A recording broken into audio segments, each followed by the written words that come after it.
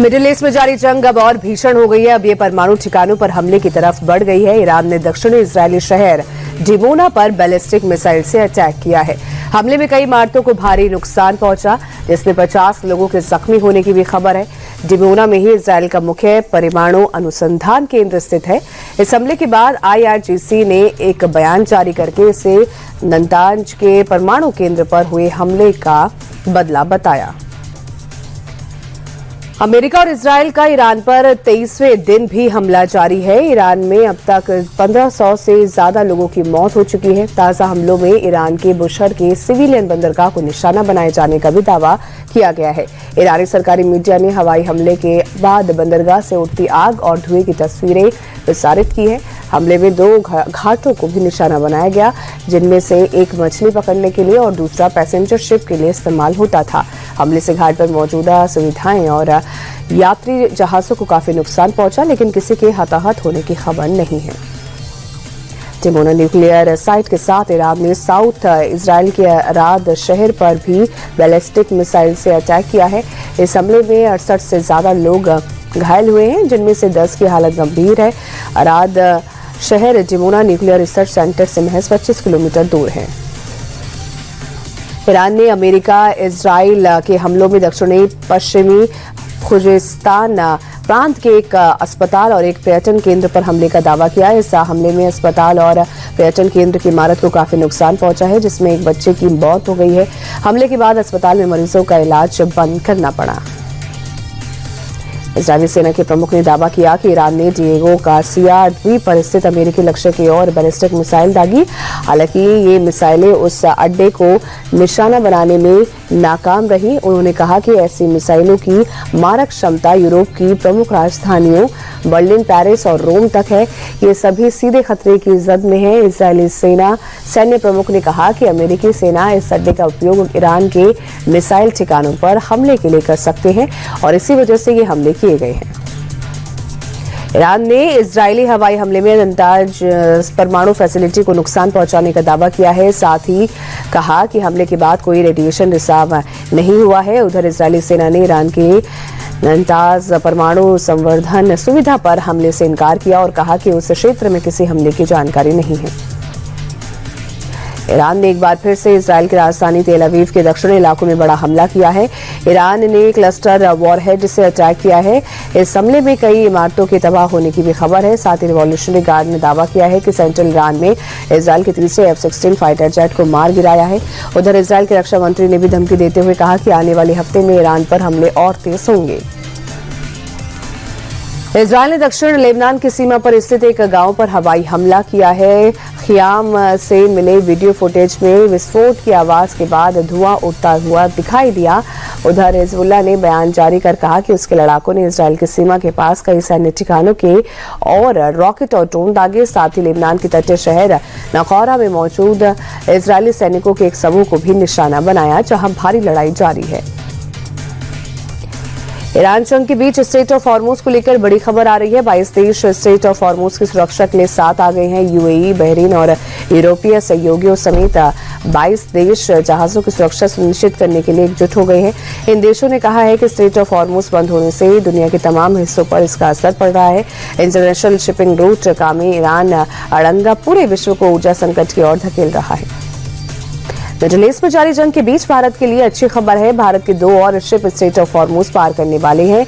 Iran ने भारत के 2 और शिप को परमिशन दे दी है। इन दोनों जहाजों से LPG गैस लाई जाएगी। इससे पहले हॉर्मुज से पार कर भारत के 3 जहाज आ चुके हैं। एक शिप में LPG गैस और 2 जहाजों में क्रूड ऑयल लाया गया था। मिडिल ईस्ट में जारी जंग के बीच PM नरेंद्र मोदी ने ईरान के राष्ट्रपति मसूद पेज़ेश्कियान से फोन पर बात की। उन्होंने ईद और नौरोजा की शुभकामनाएं भी दी। साथ ही दोनों नेताओं के बीच मिडिल ईस्ट में तनाव को कम करने पर चर्चा हुई और PM मोदी ने मिडिल ईस्ट में इंफ्रास्ट्रक्चर पर हो रहे हमलों को भी उनकी भी निंदा की और इसके अलावा ईरान में भारतीयों की सुरक्षा सुनिश्चित करने में सहयोग देने के लिए ईरान की सराहना भी की और समुद्री जहाजों की सुरक्षा को लेकर भी चर्चा हुई। रक्षा मंत्री राजनाथ सिंह का मिडिल ईस्ट के हालातों पर बड़ा बयान सामने आ गया है। राजनाथ सिंह ने कहा कि दुनिया आज संकट के दौर से गुजर रही है, लेकिन प्रधानमंत्री मोदी की दूरदर्शिता ने भारत को ऊर्जा संकट में फंसने से बचाया। साथ ही राजनाथ सिंह ने यह भी कहा कि बातचीत और कूटनीति से जंग का समाधान संभव है। देश में गैस की किल्लत के बीच केंद्र सरकार ने राहत भरा फैसला लिया है। पेट्रोलियम मंत्रालय ने सभी राज्यों को कड़े निर्देश जारी किए। 23 मार्च से राज्यों का गैस आवंटन 20% बढ़ा दिया जाएगा। केंद्र ने साफ कहा है कि होटल, ढाबों और रेस्टोरेंट को प्राथमिकता दी जाए ताकि आम जनता और कारोबार को राहत मिल सके। साथ ही प्रवासी मजदूरों के लिए 5 किलो की सिलेंडर और कम्युनिटी किचन को विशेष राहत देने के निर्देश दिए गए हैं। कांग्रेस सांसद और नेता प्रतिपक्ष राहुल गांधी ने केंद्र सरकार पर बड़ा अटैक किया। राहुल ने कहा कि डॉलर के मुकाबले रुपए का गिरना और इंडस्ट्रियल फ्यूल की कीमतों में बढ़ोतरी आने वाली महंगाई के संकेत भी दे रही है।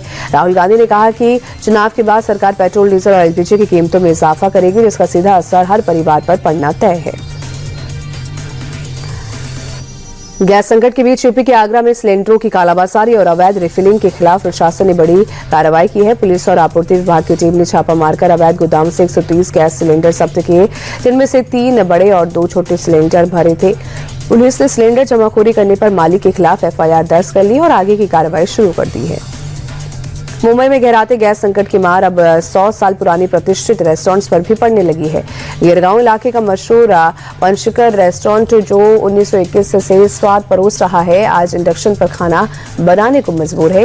बीते 10 दिनों से एलपीजी न मिलने के कारण मिठाइयों के रैक खाली पड़े हैं और व्यापार ठप होने के कगार पर है। मालिक जितेंद्र पंचकर का कहना है कि मौजूदा स्थिति में मिठाई बनाना नामुमकिन हो गया है। नोएडा में कल त्योहार के दिन भी लोग सिलेंडर के लिए लंबी लाइनों में खड़े रहे। लोगों का आरोप है कि ब्लैक में सिलेंडर 5000 से 6000 का बिक रहा है। गैस एजेंसी वाले 1 महीने पहले बुकिंग होने के बावजूद भी सिलेंडर नहीं दे रहे हैं। कुछ लोगों का आरोप है कि लगातार 10 दिन से आने के बावजूद भी उन्हें सिलेंडर नहीं मिला। पाकिस्तान के पूर्व राजनयिक अब्दुल बासित ने भारत पर बम गिराने की ये धमकी दी है। भारत में पाकिस्तान के हाई कमिश्नर रह चुके अब्दुल बासित ने कहा कि अगर अमेरिका पाकिस्तान की परमाणु क्षमताओं को नष्ट करने के लिए हमला करता है तो हम भारत में जहां चाहे वहां हमला करेंगे। उन्होंने ये धमकी एक टीवी डिबेट के दौरान दी है। पश्चिम बंगाल के सीएम ममता बनर्जी सोमवार से विधानसभा चुनाव को लेकर प्रचार अभियान की शुरुआत करेंगी। उससे पहले आज वो भवानीपुर में कार्यकर्ताओं को संबोधित करेंगी। इस सम्मेलन में ममता आगामी चुनावों की पार्टी की बूथ स्तरीय रणनीति पर भी चर्चा करेंगी।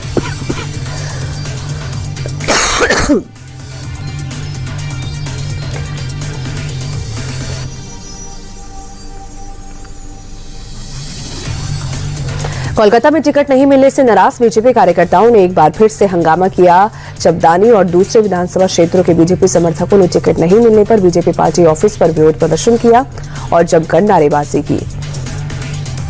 उत्तर 24 परगना में चुनाव प्रचार के लिए होर्डिंग और फ्लेक्स लगाने को लेकर बीजेपी और टीएमसी कार्यकर्ता आमने सामने आ गए हैं। नौबत हाथापाई तक आ गई। मौके पर पुलिस बीच बचाव करती नजर आई। दोनों पक्षों ने एक दूसरे पर मारपीट का आरोप लगाया। तृणमूल का आरोप है कि बाहरी लोगों को लाकर उनके कार्यकर्ताओं को हॉकी स्टिक से पीटा गया, तो बीजेपी का आरोप है कि टीएमसी कार्यकर्ताओं ने उनके होर्डिंग को हटाकर अपनी होर्डिंग लगा दी, जिसके बाद ये झड़प हुई। बागेश्वर धाम के प्रमुख धीरेन्द्र शास्त्री ने गौरक्षक फरसा बाबा की हत्या के दोषियों को फांसी देने की मांग की। धीरेन्द्र शास्त्री ने कहा कि अगर कोई हिंदुत्व और सनातन के लिए आवाज उठाता है तो उसे धमकियों का सामना करना पड़ता है। उन्होंने ये भी कहा कि उन्हें और उनके परिवार को भी लगातार जान से मारने की धमकियां मिलती रही हैं। राजस्थान के बाड़मेर में पवन चक्की लगाने के विरोध में किसान ने खुद पर पेट्रोल डालकर खुदकुशी की कोशिश की, जिसे साथी किसानों ने रोक दिया। इसके बाद गुस्साए किसान मौके पर मौजूद स्टर्लिंग एंड विल्सन कंपनी के अफसरों से भिड़ गए और उनके साथ मारपीट की। हमला शिव थाने के मोखाब गांव में की गई, जिसका एक वीडियो भी सामने आया। मुंबई में 4 लड़कियों पर हमले के बाद हंगामा मच गया। शिवसेना नेता संजय निरुपम ने हमले के खिलाफ सैकड़ों कार्यकर्ताओं के साथ मिलकर वारदात स्थल पर हनुमान चालीसा का पाठ किया। मुस्लिम समुदाय के लड़कों पर मामूली विवाद के चलते मारपीट का आरोप है। ये मामला मुंबई के मलाडपुर स्थित कुरार विलेज इलाके का है, जहां ऑटो रिक्शा में बैठने को लेकर शुरू हुआ विवाद मारपीट तक पहुंच गया, जिससे इलाके में तनाव का माहौल बन गया। अलीगढ़ में उस वक्त हड़कंप मच गया जब 2 पक्ष आपस में भिड़े। बताया जा रहा है कि मामूली बात को लेकर 2 पक्षों के बीच पथराव और मारपीट हो गई, जिसमें कई लोग घायल हुए, जिन्हें अस्पताल में भर्ती कराया गया। घटना का वीडियो सोशल मीडिया पर तेजी से वायरल हो रहा है। वीडियो सामने आने के बाद पुलिस मामले की जांच में जुट गई है। मध्य प्रदेश के उज्जैन से हैरान करने वाली तस्वीर सामने आई, जहां पर महर्षि सांदीपनि राष्ट्रीय वेद विद्या प्रतिष्ठान में टीचर ने एक छात्र की बेरहमी से पिटाई कर दी। वीडियो में देखा जा सकता है कि टीचर डंडे से छात्र को पीट रहा है। वायरल हो रहा वीडियो 6 दिन पुराना बताया जा रहा है। हालांकि अभी तक ये नहीं पता चला कि ये टीचर ने छात्र की पिटाई आखिर क्यों की। बिहार के मुजफ्फरपुर में कल नमाज के बाद 2 गुटों के बीच विवाद हो गया। झड़प की वजह से पूरे इलाके में दहशत फैल गई। सूचना मिलते ही मौके पर पुलिस प्रशासन की टीम पहुंची और एक शख्स को गिरफ्तार किया। एहतियातन पूरे इलाके में पुलिस बल तैनात किया गया है।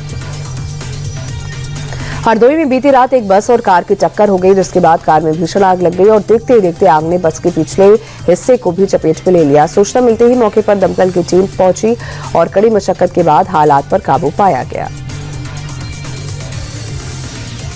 गोरखपुर में एक चौंकाने वाला मामला सामने आया। इटावा के रहने वाले युवक ने खुद को आईएएस अधिकारी बताकर एक लड़की से शादी रचाई और 15 लाख कैश दहेज में लिया। विदाई के बाद सच्चाई सामने आई तो सब लोग हैरान रह गए। पता चला कि दूल्हा कोई आईएएस नहीं था। लड़की का आरोप है कि उसका पति उसे गोवा ले जाकर बेचने की योजना बना रहा था। परिवार की शिकायत पर पुलिस ने एफआईआर दर्ज करते हुए फरार आरोपी की तलाश तेज कर दी है। महाराष्ट्र के नांदेड़ में ईदगाह के बाद बाइक में आग लगने से एक शख्स की मौत हो गई। मौके पर मौजूद लोगों के मुताबिक आग लगने के दौरान बाइक के साथ ही शख्स के शरीर से भी विस्फोट जैसी आवाज सुनाई दी। मौके पर पहुंची पुलिस ने फोरेंसिक टीम के साथ जांच शुरू कर दी। जांच इस बात को लेकर भी की जा रही है कि ये घटना महज एक हादसा है या फिर इसके पीछे कोई दूसरा कारण है। हिमाचल प्रदेश के मनाली में भारी बर्फबारी के बीच अटल टनल को बहाल करने की कोशिशें तेज हो गई है। बीआरओ की टीमें टनल के पास से जमा भारी बर्फ को हटाने में जुटी। एडवांस मशीनों के जरिए रास्ते को साफ किया जा रहा है ताकि आवाजाही सामान्य हो सके। रूस और ट्रंप के चुनावी अभियान के बीच संबंधों की जांच करने वाले पूर्व एफबीआई डायरेक्टर रॉबर्ट मुलर का निधन हो गया है। रॉबर्ट मुलर की मौत पर अमेरिकी राष्ट्रपति ने भी सोशल मीडिया प्लेटफॉर्म ट्रूथ पर पोस्ट कर प्रतिक्रिया दी है। ट्रंप ने तंज कसते हुए कहा कि अच्छा हुआ, मुझे खुशी है कि उनकी मौत हो गई। अब वो निर्दोष लोगों को नुकसान नहीं पहुंचा सकते। अमेरिका का हवाई इन दिनों पिछले 20 सालों की सबसे भीषण बाढ़ का सामना कर रहा है। बड़ा इलाका कीचड़ भरे बाढ़ की पानी में डूब गए हैं। बाढ़ से बांध के टूटने का खतरा मंडरा रहा है और भारी बारिश की आशंका चलते लोगों को सुरक्षित स्थानों पर पहुंचाया जा रहा है। मौसम विभाग ने भारी बारिश की आशंका भी जताई है। उत्तरी इटली में अवलांच के बाद अब बचाव अभियान जारी है। उस दौरान 25 स्कीयर बस में दब गए, जिसमें 2 की मौत हो गई। बचाव दल के मुताबिक 3 और लोगों की हालत गंभीर है। 2 को मामूली चोटें आई। बचाव दल के लोग मौके पर 6 हेलीकॉप्टर के साथ पहुंचे और सर्च ऑपरेशन चलाया। आईपीएल से पहले कोलकाता नाइट राइडर्स को झटके पर झटका लग रहा है। अर्शित राणा मथीसा पथिराना के बाद अब 23 गेंदबाज आकाशदीप पूरे आईपीएल से बाहर हो गए हैं। आकाशदीप पीठ में चोट की वजह से पूरे सीजन से बाहर हो गए। फ्रेंचाइजी ने आकाशदीप को 1 करोड़ में खरीदा था। फिलहाल आकाशदीप बेंगलुरु के सेंटर ऑफ एक्सीलेंस में रिहेबिलिटेशन से गुजर रहे हैं। आईपीएल 2026 की शुरुआत 28 मार्च से होगी। डिफेंडिंग चैंपियन आरसीबी अपना पहला मैच बेंगलुरु में खेलेगी। टीम ने 18 साल के लंबे इंतजार के बाद पहला खिताब पिछले सीजन जीता था, लेकिन सीएसके के पूर्व खिलाड़ी रविचंद्रन अश्विन का मानना है कि आरसीबी की टीम मजबूत है और इस साल भी खिताब जीत सकती है। अश्विन ने कहा कि आरसीबी टीम अगले 2 साल में एक और खिताब जीत सकती है। भारतीय टीम जून के अंत में आयरलैंड के दौरे पर जाएगी, जहां दोनों टीमों के बीच 2 मैचों की T20 सीरीज खेली जाएगी। बीसीसीआई ने दौरे का शेड्यूल जारी किया है। 26 और 28 जून को दोनों मुकाबले खेले जाएंगे। टीम इंडिया का ये 8 साल में चौथा दौरा है। टीम इंडिया आयरलैंड के खिलाफ अजेय रही है, तो वही आयरलैंड के बाद टीम इंडिया को 1 जुलाई से इंग्लैंड का भी दौरा करना है। पुर्तगाल के star footballer Cristiano Ronaldo world cup से पहले चोटिल हो गए हैं। रोनाल्डो मैक्सिको और अमेरिका के खिलाफ world cup pre friendly match भी नहीं खेल पाएंगे। हालांकि पुर्तगाल के कोच का कहना है कि रोनाल्डो की चोट गंभीर नहीं है। वर्ल्ड कप से पहले रोनाल्डो फिट हो जाएंगे। उनकी जगह टीम में पक्की है। फीफा वर्ल्ड कप 2026 का आयोजन 11 जून से 19 जुलाई तक अमेरिका, मैक्सिको और कनाडा में होगा।